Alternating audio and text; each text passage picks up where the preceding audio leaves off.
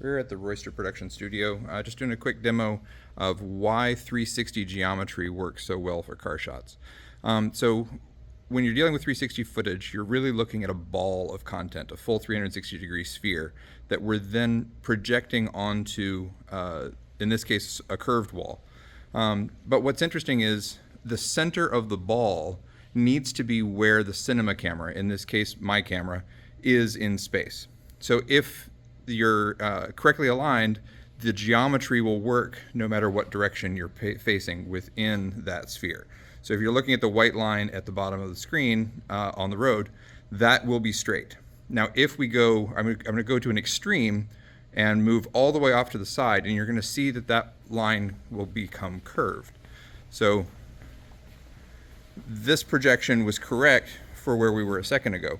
When we're looking off from the side of the screen, now you can see that line's curved.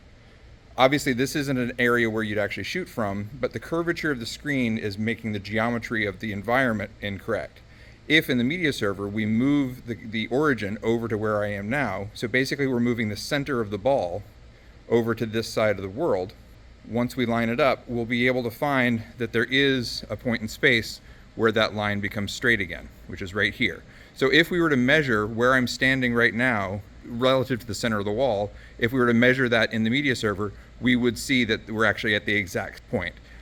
This can be achieved with camera tracking. So we can actually track the camera in the stage and always keep this point. No matter where the camera is in the room, the environment will always be geometrically correct. So just to prove that this is in fact actually mapped to this point in space, I'm going to move to the same place on the other side of the stage without changing the content. So the content isn't moving, I'm just moving through the space to the same idea on the other side, and you'll see that over here the line is now much more curved. But similarly, we can now move the virtual camera over to this space and the line will come back to straight again. So there's our spot, and now I can move through the stage until I find the spot where it lines up. Now it's straight, and we're now correct here. So with camera tracking, we actually could maintain that geometry no matter where we go in the stage, even to the extreme of being all the way off to the side like this. This is the power of 360, where literally all of the geometry is included, so you don't have to line things up as part of the preparation. You literally just need to make sure that the projection camera and the physical camera are in the same point in space relative to the wall.